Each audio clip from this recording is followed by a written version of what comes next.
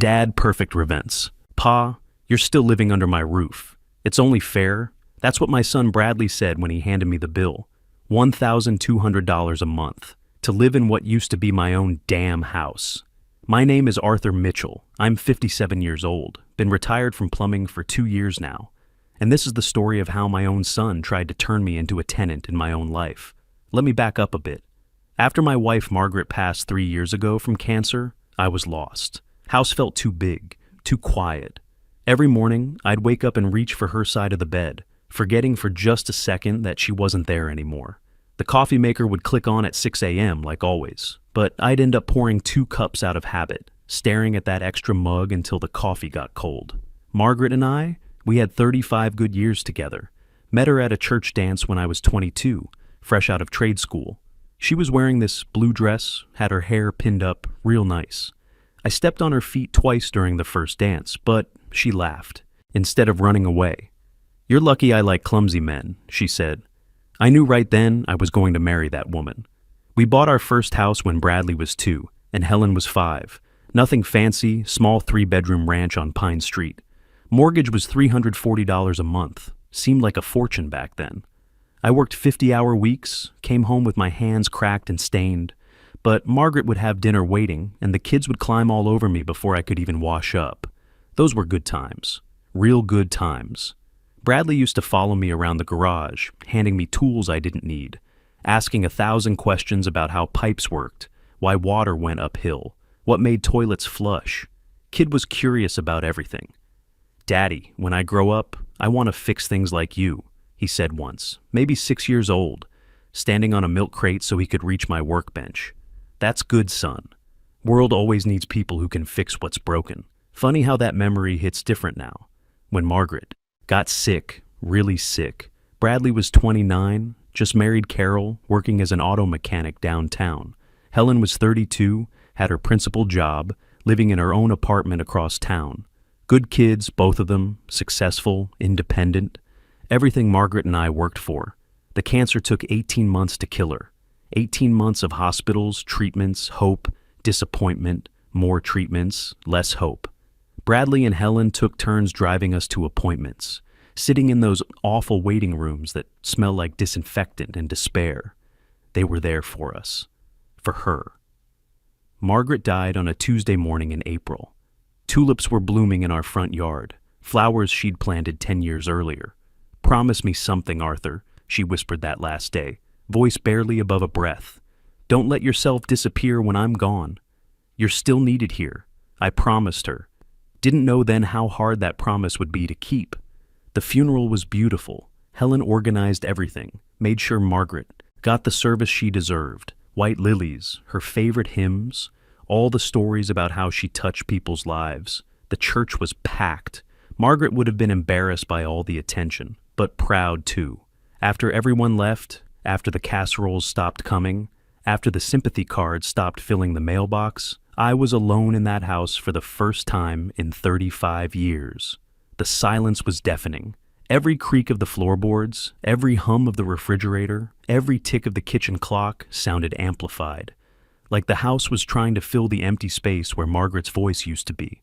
I tried to keep busy, fixed every leaky faucet in the neighborhood, helped Mrs. Patterson with her garbage disposal, replaced the Johnson's water heater. But at the end of the day, I'd come home to that quiet house and eat dinner, watching the evening news, talking to Margaret's empty chair. "Had a good day today, honey," I'd say to the kitchen. Fixed 3 sinks and a shower head. "Remember that time I flooded our bathroom trying to replace the faucet? You laughed so hard you couldn't breathe." The chair never answered back.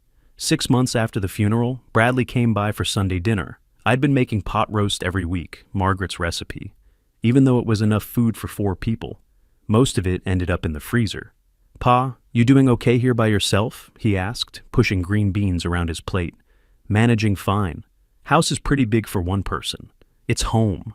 He exchanged a look with Carol, one of those married couple looks that say a whole conversation without words. I recognized it because Margaret and I used to do the same thing. "What if you came and stayed with us for a while?" Carol suggested. "Just until you get back on your feet. We've got that spare room, and the twins would love having Grandpa around more." Seemed reasonable at the time. Hell, seemed like a blessing.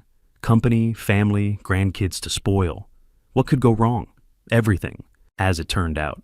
The first few months living with Bradley and Carol weren't bad. Different, but not bad. Their house was newer than mine, one of those subdivisions that went up in the early 2000s. All the houses looked the same. Beige siding, black shutters, two-car garages. Cookie cutter, Margaret would have called it, but clean and comfortable. Bradley worked as an auto mechanic at Henderson's garage downtown. Same place he'd been for 8 years. Good steady work, honest money. Carol worked as a bank teller at First National. Been there since she graduated community college. Nice enough girl when I first met her 5 years back. Polite, called me Mr. Mitchell until I told her to call me Arthur. At the wedding, she even asked me to dance, said she was honored to marry into such a good family. The twins, Tommy and Jake, were 8 years old and full of energy. Identical boys, but you could tell them apart if you paid attention. Tommy had a small scar on his chin from falling off his bike, and Jake always wore his baseball cap backwards. They'd run up to me after school, backpacks flying, talking a mile a minute about their day. Grandpa Arthur, guess what? I got an A on my spelling test. Grandpa, can you help me build a fort in the backyard? I love those boys. Still do. They reminded me of Bradley at that age, all curiosity and boundless energy. Made me feel useful again, having little hands to help, projects to teach them. I had the back bedroom, used to be Bradley's home office before I moved in. Had to move his computer and filing cabinet to the basement to make room for my bed and dresser. He never complained about it, at least not to my face. First few weeks I tried to be helpful without getting in the way, fixed their leaky kitchen faucet, tightened loose cabinet handles, replaced a broken outlet in the garage. Old habits. When you've worked with your hands your whole life, you notice things that need fixing. Carol seemed appreciative at first. Oh, Arthur, you didn't have to do that, but thank you. Always polite, always proper. But I started noticing little changes. The way she'd re-wipe the counter after I cleaned it. How she'd rearrange the tools I'd put back in the garage. Small things, but they added up. Then came the conversation about contributing. I was sitting at the kitchen table reading the morning paper when Bradley walked in, coffee mug in hand. He looked uncomfortable, kept fidgeting with his wedding ring. Pa, Carol, and I were talking last night. I looked up from the sports section. About what? Well, you've been here almost 4 months now, and we think... it would be fair if you contributed something to the household expenses. The newspaper crinkled in my hands. What kind of contribution? Nothing crazy. Just help with utilities, groceries, that kind of thing. You're using electricity, water, eating food. It's only fair. There was that word again. Fair. Like fairness had anything to do with family. How much? Were you thinking? Bradley cleared his throat. Maybe $800 a month? That would cover your share of everything. $800. I made $1,847 a month on Social Security and my pension. After $800, I'd have barely enough left for my medications, car insurance, and personal expenses. But what choice did I have? Go back to that empty house, eat dinner alone every night, talk to Margaret's ghost? Okay, I said. That seems reasonable. The relief on his face was obvious. Great. Thanks, Pa. I knew you'd understand. But $800 became $1,000 after 2 months. Utilities went up, Bradley explained. Then $1,200 after another month. Property taxes increased, and we're trying to pay down the mortgage faster. Each increase came with explanations that sounded reasonable on the surface. But I noticed Helen visited every other weekend, stayed 2 to 3 days at a time, never paid a cent. She had her own apartment in town, made good money as a school principal. But somehow she got to be the guest while I became the tenant. I tried talking to Bradley about it once. Son, Helen stays here pretty regular. Maybe she could chip in something too. Helen's different, Pa. She's got her own place. She's just visiting. I'm your father. I know that. But you live here now. There's a difference. Was there? When did I stop being family and start being a boarder? The rules started small. Carol mentioned she preferred, if I ate dinner, a little earlier. Nothing personal, Arthur. We just like to have family time during the twins' homework hour. Family time. That phrase hit like a punch to the gut. Then came the label food in the refrigerator. Carol's yogurt, Bradley's beer, the twins' juice boxes, even sandwich meat with little sticky notes. Just helps keep track of what belongs to who, she explained, but the message was clear. Stay in your lane, old man. I started spending more time in my room. Seemed easier than navigating the unspoken rules that kept changing. The room was small but comfortable enough. Same Star Wars posters Bradley had as a kid. Faded now, but still hanging on. Ironic that I'd ended up in my son's childhood bedroom, like some kind of reverse growing up. The worst part was watching how they acted around the twins when I was there. If Tommy ran up to hug me, Carol would find something for him to do in another room. If Jake wanted to hear a story, suddenly it was bath time or homework time or quiet time. "Don't bother Grandpa Arthur, he's tired," became Carol's favorite phrase. Even when I wasn't tired. Even when I wanted the company. Helen noticed the change during one of her weekend visits. "Pa, you seem different lately." Quieter. We were sitting on the back porch while the twins played in the yard. Bradley and Carol were inside making dinner. Or, rather, Carol was making dinner while Bradley watched football. Just getting older, I guess. That's not what I meant. She studied my face. "Are you happy here?" Loaded question. Was I happy, or was I just less miserable than I'd been alone? "I'm grateful your brother took me in." That's not what I asked. Before I could answer, Carol called out that dinner was ready. Helen let it drop, but I caught her watching me during the meal, that concerned look she'd inherited from Margaret. Every first Friday became rent collection day. Bradley would find me in the kitchen, always in front of Carol, always with witnesses. "Got the rent, Pa?" Like I was any other tenant. Like I hadn't changed his diapers, taught him to drive, paid for his trade school when college didn't work out. But I'd hand over the check, smile, and go about my day. What else could I do? The breaking point came on a Tuesday in November. One of those gray cold days where the sun never really shows up and everything feels muted.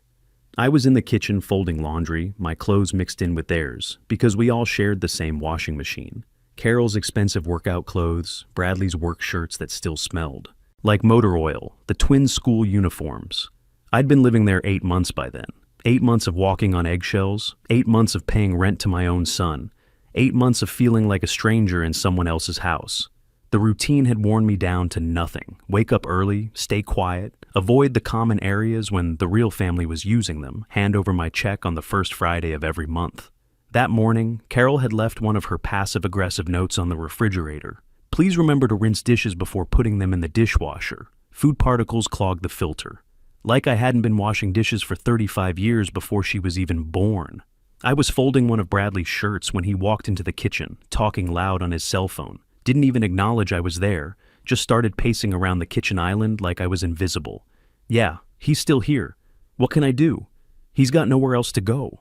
My hands stopped moving. The shirt I was holding suddenly felt like it weighed 100 pounds. "Tell me about it. At least he pays rent now, so it's not like he's totally freeloading." Freeloading, like the $1,200 a month wasn't enough. Like the 30 years I spent working my ass off to give him opportunities meant nothing. Like the fact that I raised him after his mother died for 2 years when he was 16 counted for 0. Carol keeps saying we should look into one of those senior communities, but I don't have the heart to bring it up. Guy's been through enough, you know? Senior communities, they were talking about shipping me off to some old folks' home while they kept my rent money and got their house back. Planning my life behind my back like I was already gone. Bradley turned his back to me, lowered his voice just a little. "Between you and me, it's getting old. Can't have friends over without explaining why there's an old man hanging around." Carol's getting frustrated too. She says it feels like we're running a boarding house. That's when something inside me snapped. Not loud, not violent. Just a quiet, final break. Like a guitar string that's been tuned too tight for too long. I set the shirt down carefully, walked to my room, and closed the door. My hands were shaking, but not from anger, from clarity. For the first time in months, I could see the situation exactly as it was. I wasn't family to them anymore. I was a problem they were managing, a source of income they tolerated, an inconvenience they discussed when they thought I couldn't hear. That night, I lay in bed staring at the ceiling, listening to the sounds of their house settling around me. Furnace kicking on, pipes expanding, the hum of the refrigerator downstairs. Normal house sounds that should have been comforting, but felt alien. I thought about Margaret, about the promise I'd made her. Don't let yourself disappear when I'm gone. Well, I'd disappeared anyway. Slowly, quietly, one small compromise at a time. I'd let them turn me. into a ghost in their house. But I had money, more than they knew. Social security, pension, life insurance from Margaret, and savings I'd been accumulating for 40 years. I'd been scared to spend it, scared of being a burden, scared of what would happen when it ran out. But what was the point of saving money if you were already dead inside? The next morning, I got up before anyone else, made coffee, sat at their kitchen table one last time, watched the sun come up through their window. The house was quiet, peaceful almost. This was the only time of day it felt like mine anymore. I called Dorothy Hayes at 8 a.m. sharp, same real estate agent Margaret and I had used 20 years ago when we bought our house on Pine Street. Still in business, still remembered me. Arthur Mitchell, good to hear from you. How are you holding up? I need to buy a house, Dorothy. Something small, quiet. Can you help me with that? Of course. What's your timeline? Fast as possible. 2 days later, I was standing in a small villa about 20 minutes from the coast. Nothing fancy, but it had good bones. 2 bedrooms, updated kitchen, little garden out back. Front porch with a swing that overlooked a quiet street where kids still rode bicycles and neighbors waved to each other. Previous owner was a widower, Dorothy mentioned. Kept the place immaculate. Said he spent every morning on that porch swing, reading the paper and watching the world wake up. Sounded like heaven to me. How much? I asked. $127,000. It's been on the market 3 weeks, so there might be room to negotiate. I'll take it. Full asking price. Cash. Dorothy's eyebrows went up. Cash? Are you sure? Never been more sure of anything in my life. We closed the deal in 6 days. Fastest real estate transaction Dorothy said she'd ever handled. I didn't tell anyone. Not Bradley, not Helen, not even Mrs. Rodriguez next door, who always asked how I was doing. The packing happened slowly, quietly, a few boxes at a time. Nothing. Obvious. My clothes, some books, tools I couldn't live without, photos of Margaret and the kids when they were young. The important stuff fit in my pickup truck just fine. Friday morning, rent day, I got up early, made my coffee, sat at that kitchen table one last time. Watched the sunrise paint the walls gold and orange. Beautiful morning for a new beginning. Bradley came down around 7 a.m., hair messy, looking for the coffee pot. Same routine as always. Grab his favorite mug from the cabinet, pour coffee, check his phone for messages, maybe grunt a good morning if he was feeling social. This time was different. This time I was ready. Morning, Pa. He stirred sugar into his coffee, not really looking at me. Got the check ready? I pulled an envelope from my shirt pocket. Not the usual rent check. Something different. Something final. This is the last one, son. He stopped stirring, looked up, suddenly more awake. What do you mean? I'm moving out today. The spoon clinked against the ceramic mug as he set it down. Moving out? Where? Got a place. Villa out near the coast. Nice and quiet. Carol appeared at the top of the stairs in her robe, hair in curlers, probably heard voices and came to investigate. What's going on? Arthur says he's moving out, Bradley said, like he was reporting the weather. She came down the stairs fast, that concerned look on her face. The same look she got when the twins brought home bad report cards or when the washing machine made funny noises. Moving out? But where? When? Today. Already bought the house. Closing was yesterday. They looked at each other, then back at me. Bradley opened his mouth, closed it again. For the first time in months, they both seemed speechless. Pa, you can't just... we should talk about this. You didn't say anything. Nothing to talk about. I'm 57 years old, not 87. I can take care of myself just fine. But the kids will miss you, Carol said, and for a second, her voice cracked. First, genuine emotion I'd heard from her in months. That one hurt. Because it was probably true, and because it was the first time she'd acknowledged I meant something to anybody in that house. They know where to find me. You do too. I stood up, rinsed my coffee cup in the sink one last time. My truck was already loaded. Had been since 5 a.m. Everything I needed fit in the back of my pickup. Funny how little space a life takes up when you cut out all the noise. Arthur, wait. Carol grabbed my arm as I headed for the door. Can we talk about this? If something's wrong, we can fix it. I looked at her hand on my arm, then at her face. Saw genuine concern there, maybe even panic. But it was too late for that. Too late for fixing. Nothing's wrong that talking can solve. I just realized I don't want to pay rent to exist anymore. The drive to the villa felt like waking up from a long, bad dream. Radio playing old country songs, windows down despite the November chill, just the sound of tires on asphalt and freedom in my lungs. Felt lighter somehow, like I'd been holding my breath for months and finally let it out. Villa was exactly how I remembered it. Key turned smooth in the lock. Inside smelled clean, like lemon oil and possibilities. No rules about where I could sit, what I could eat, how loud I could exist. First thing I did was make lunch in my own kitchen, real lunch, not grabbed between chores or eaten in my room.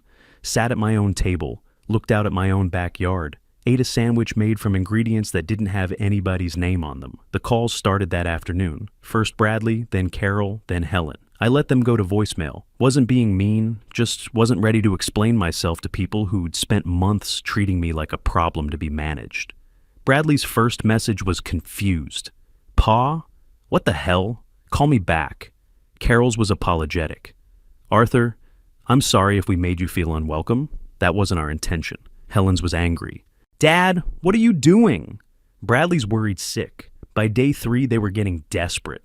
35 missed calls in 2 days. Bradley showed up at my front door, stood on my porch looking lost. I watched him through the window. Could have opened the door, could have listened to whatever explanation he'd prepared. But I wasn't ready for that conversation yet. Maybe wouldn't ever be ready. The voicemails got more interesting as the days passed. Carol crying about how the twins kept asking where Grandpa went. Helen lecturing me about family responsibility. Bradley confused and hurt, saying he didn't understand what he'd done wrong. That's when I knew I'd made the right choice. None of them asked if I was okay, if I was happy, if I needed anything. Just talked about how my leaving affected them. Same pattern as always. Mrs. Rodriguez next door brought over homemade cookies on my first weekend. Wanted to welcome you to the neighborhood, she said. 80-something years old, lived. Alone, seemed genuinely glad to have company. When's the last time someone was glad to see me? A month later, Bradley finally showed up when I was sitting on the front porch. This time, I opened the door. Pa. He looked older, thinner. Can we talk? We sat on the porch swing. Bradley stared at his hands while I waited. I didn't think you'd actually leave, he said. I know, I miss you. The kids miss you. I believe that. Then why won't you come back? I looked out at the quiet street. Kids riding bicycles, neighbors waving. This was what peace felt like. Because I like who I am here, son. I'm not in anybody's way, not causing problems, not paying rent to exist. I'm just a man in his own house. But you're all alone. I smiled. There's a difference between being alone and being lonely. I was lonely in your house, surrounded by family. Here, I'm just alone, and that's perfectly fine. He left that day looking like he finally understood. Maybe he did, maybe he didn't. Point is, I didn't need him to understand anymore. These days, I wake up at my own pace. Coffee on the porch, newspaper if I feel like it, or just sitting quiet. The twins visit weekends now. Bradley waits in the driveway while they play in my yard. Some evenings, I think about Margaret. Wonder what she'd say about all this. Probably tell me I kept my promise after all. I didn't disappear when she died. I just found myself again. And that's worth everything.